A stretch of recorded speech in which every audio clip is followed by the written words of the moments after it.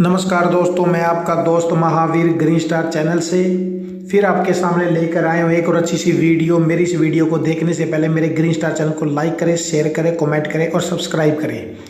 तो दोस्तों शुरू करते हैं आज की video. BA 6 semester unit first history के नोट्स है, क्वेश्चन है थर्ड। इससे पहले मैं 2 वीडियो बना चुका हूँ, वेरी इंपॉर्टेंट है। मेरी वीडियो का बनाने का मकसद है कि आपको बिल्कुल सिंपल आसान लैंग्वेज के अंदर नोट्स तैयार करके देना, ताकि आप 1 घंटे के अंदर इस क्वेश्चन को तैयार करके एग्जाम में कर सकें।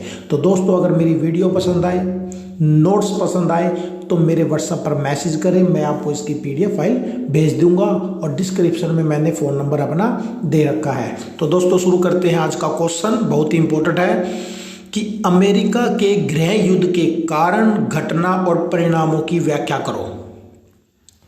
तो क्या है कि 1861 ईस्वी में संयुक्त राज्य अमेरिका के उत्तर और दक्षिण राज्यों के बीच एक भयंकर संघर्ष हुआ। इस संघर्ष को अमेरिका का गृह युद्ध, भाई भाई का युद्ध, उत्तर दक्षिण राज्यों के युद्ध का नाम दिया जाता है। यह युद्ध दासता के प्रश्न पर प्रारंभ हुआ था। उत्तरी राज्यों के लोग दास प्रथा को अनैतिक मानते थे, जबकि दक्षिण राज्य के लोग दास प्रथा को प्रकृति की देन मानते थे। 1861 से लेकर 1865 ईस्वी तक 4 वर्षों के लंबे संघर्ष में उत्तरी राज्य विजय हुए और दक्षिण राज्यों की पराजय का मुंह देखना पड़ा। इस युद्ध के कारण अमेरिका को जन और धन की बहुत हानि हुई और उत्तर दक्षिण राज्यों के बीच आपसी शत्रुता बहुत बढ़ गई। परंतु गृह युद्ध की सबसे बड़ी सफलता दास प्रथा की समाप्ति थी। गृह युद्ध के पश्चात अमेरिका एक शक्तिशाली और विकसित औद्योगिक राष्ट्र के रूप में उभर आया। अब आता है अमेरिका के गृह युद्ध के कारण क्या थे। सबसे पहला तो दोस्तों दास प्रथा। कहते हैं अमेरिका में गृह युद्ध का मुख्य कारण दास प्रथा थी। अमेरिका के सभी राज्यों में दास प्रथा जोरों पर प्रचलित थी। अमेरिकी क्रांति के पश्चात उत्तरी राज्यों ने दास प्रथा को समाप्त कर दिया, लेकिन दक्षिणी राज्यों में दास प्रथा अब भी प्रचलित थी।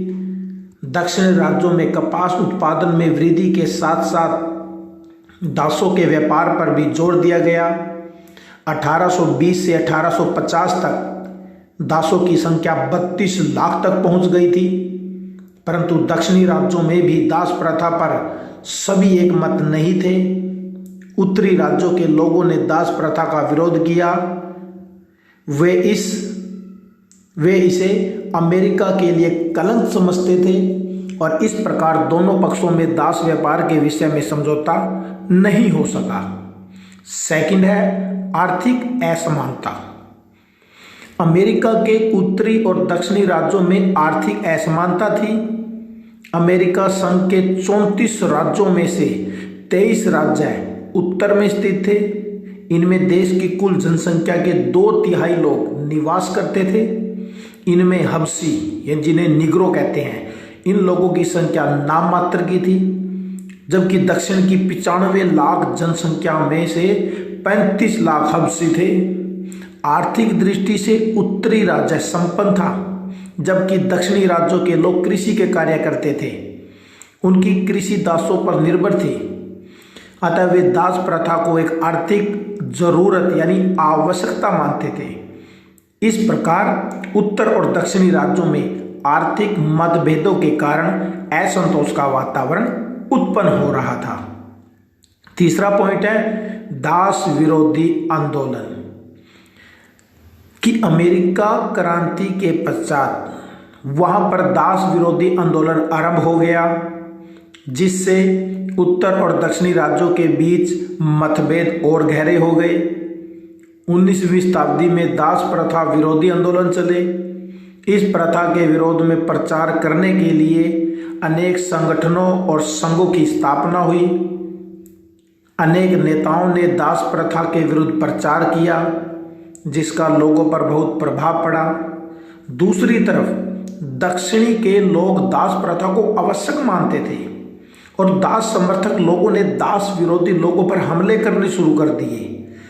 इसके बावजूद उत्तरी राज्यों के लोगों ने दास मुक्ति अभियान जारी रखा, अतः दोनों के बीच संघर्ष बढ़ता चला गया, जिससे अमेरिका में गृह युद्ध की स्थिति बन गई। चौथा है इब्राहिम लिंकन का निर्वाचन। कहते हैं 4 मार्च 1861 ईस्वी को इब्राहिम लिंकन का राष्ट्रपति के पद पर निर्वाचन हुआ। राष्ट्रपति बनते ही उसने अमेरिका से दास प्रथा को समाप्त करने का निश्चय किया, परंतु गृह युद्ध में लिंकन का प्रमुख उद्देश्य संघ की रक्षा करना था, जबकि दासता को बनाए रखने के लिए दक्षिण के राज्य संघ से अलग होने जा रहे थे। दक्षिणी राज्यों का मानना था कि नई लिंकन सरकार उनकी संस्थाओं को समाप्त कर देगी, इसलिए वे संघ से अलग हो रहे थे, परंतु उत्तरी राज्यों ने लिंकन का पूरा समर्थन दिया। 5वां पॉइंट है राजनीतिक प्रचार और भय का वातावरण। कहते हैं उत्तरी राज्यों के नेताओं, कवियों, लेखकों ने दासता के विरोध में खूब प्रचार प्रसार किया, जिसके परिणाम स्वरूप अमेरिका के दक्षिणी राज्यों में भय, घृणा, आशंका, आक्रोश का वातावरण उत्पन्न हो गया। दूसरी ओर दक्षिणी राज्यों का मानना था कि दासता की समाप्ति से ऐतिहासिक श्रम प्रणाली समाप्त हो जाएगी। सांस्कृतिक आर्थिक विकास के लिए ऐसे वर्ग की बहुत जरूरत थी। यहाँ तक कि दक्षिणी राज्य उत्तरी राज्यों में भी दास प्रथा का प्रचार कर रहे थे। अतः लिंकन तथा स्टीफन डंकल्स में राजनीतिक आधार पर दास प्रथा को लेकर मतभेद हो गए। लिंकन दास प्रथा को नैतिकता, सामाजिक, राजनीतिक रूप से दोषपूर्ण एक संस्था मानते थे, जबकि डंकल्स दास प्रथा को प्रांतीय संविधान के अंतर्गत मानता था। अतः अमेरिका में गृह युद्ध की स्थिति बन गई। 6वां पॉइंट है राज्यों का संघ से अलग होना, कि इब्राहिम लिंकन के राष्ट्रपति बनते ही दक्षिण के राज्य अमेरिकी संघ से अलग होने लगे। 4 मार्च 1861 तक 7 दक्षिणी राज्य संघ से अलग हो गए। 4 फरवरी 1861 को इन राज्यों ने मिलकर दक्षिणी परिसंघ बना लिया, जिसका राष्ट्रपति जेफरसन को बनाया गया और अलेक्जेंडर एच स्टीफेंस को उपराष्ट्रपति बनाया गया। इस संघ ने अपना अलग ध्वज और संविधान बना लिया। दूसरी ओर लिंकन ने उसी समय घोषणा की कि संघ की अखंडता को समाप्त नहीं होने दिया जाएगा, और दोनों ने अपनी अपनी अलग सेना का गठन कर लिया। परिणाम स्वरूप अमेरिका में गृह युद्ध आरंभ हो गया। नेक्स्ट है कैलिफोर्निया का प्रश्न। कहते हैं कैलिफोर्निया मैक्सिको से प्राप्त किया, जिसके क्षेत्रों को सुलझाने के लिए 1850 में एक समझौता हुआ।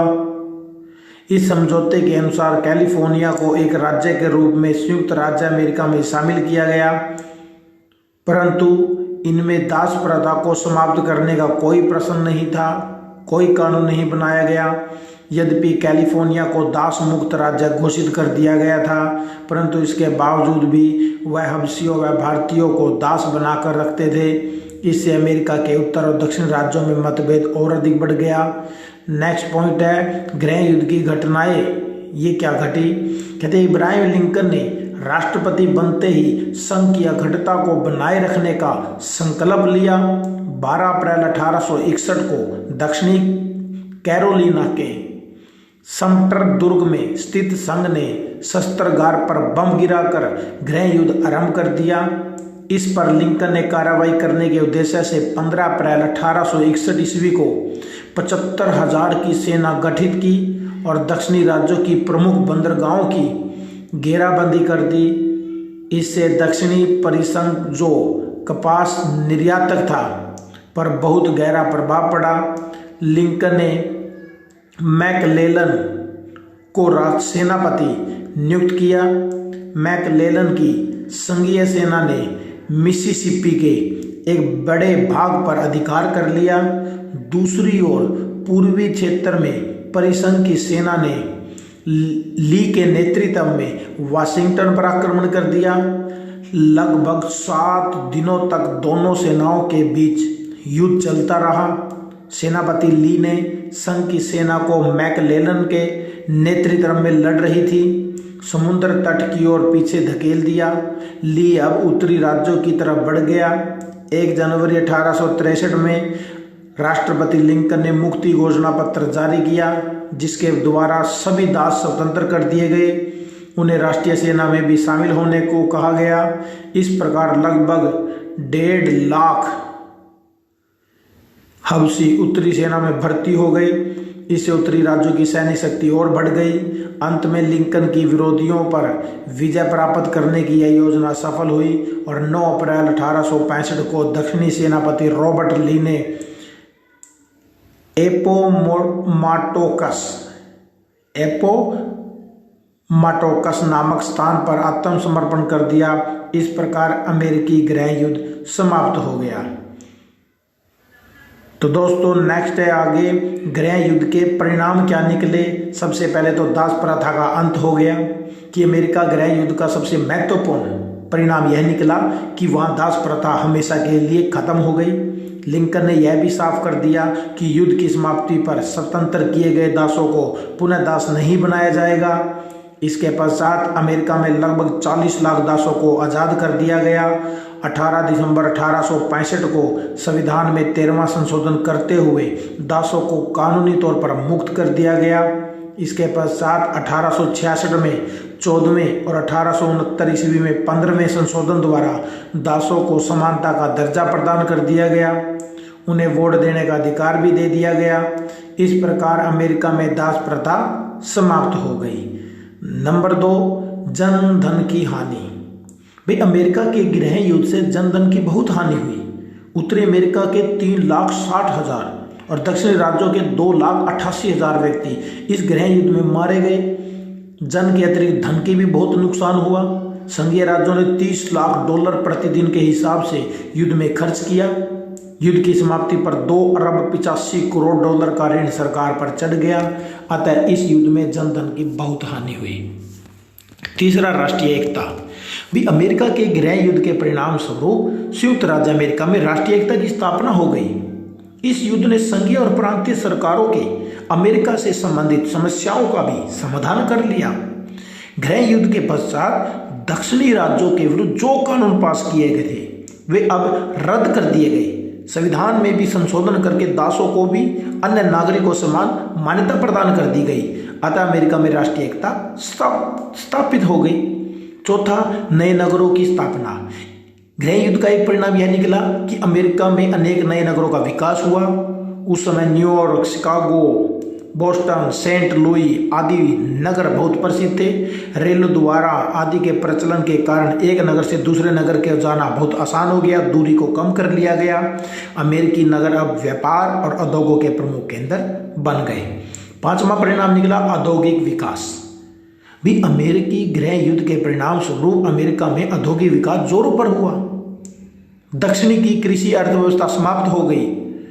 अब यहाँ नवीन औद्योगिक व्यवस्था का उत्थान हुआ। इसके अलावा अमेरिका में पुराने उद्योगों का विकास किया गया। नए उद्योगों की स्थापना की गई। इस प्रकार नए नए नगरों की स्थापना से उद्योगों और व्यापार के क्षेत्र में बहुत अधिक उन्नति हुई। कृषि मशीनों के आविष्कार से उत्पादन क्षमता में बढ़ोतरी हुई। तो इस प्रकार अमेरिका में नई अर्थव्यवस्था का सूत्रपात हो गया। छठा है आपसी घृणा। भी अमेरिका के गृह युद्ध का एक भयंकर प्रभाव यह पड़ा कि उत्तर और दक्षिण राज्यों में ऐसी आपसी घृणा उत्पन्न हुई जो कई दशकों तक चलती रही। गृह युद्ध में उत्तर राज्यों को सफलता प्राप्त हुई। दक्षिण के लोगों में घृणा और आक्रोश की लहर उत्पन्न हो गई। यद्यपि युद्ध समाप्ति के बाद अनेक विकास संबंधी कार्य किए गए, परंतु दोनों राज्यों के बीच राजनीतिक और सामाजिक शत्रुता जारी रही। छठा है सुविधापूर्ण नागरिक जीवन। भी अमेरिका के गृह युद्ध के परिणाम स्वरूप लोगों के जीवन स्तर में भी काफी परिवर्तन आया। विद्युत के प्रयोग से घरों में लालटेन दीपक से छुटकारा मिल गया। टेलीफोन की खोज से अब लोग घर बैठे ही अपने सगे संबंधियों से बात कर सकते थे। दूसरे, इसके अलावा नगरों में नगर पालिका स्थापित हुई जो लोगों को उनके अनेक प्रकार की सुविधाएं प्रदान करती थी। अमेरिका में शिक्षा के विकास के साथ साथ प्रेस और मनोरंजन के साधनों का भी विकास हुआ। तो दोस्तों आज का हमारा क्वेश्चन यही समाप्त होता है। मैं आशा करता हूँ मेरे द्वारा दी गई जानकारी आपको अच्छी लगी होगी। वीडियो अच्छी लगी है तो लाइक शेयर कमेंट करना मत भूलें। मेरे चैनल से जुड़े रहें। तो दोस्तों फिर मिलते हैं नेक्स्ट वीडियो में, नेक्स्ट वीडियो टॉपिक क्वेश्चन के साथ। तो दोस्तों जय हिंद, जय भारत, धन्यवाद दोस्तों।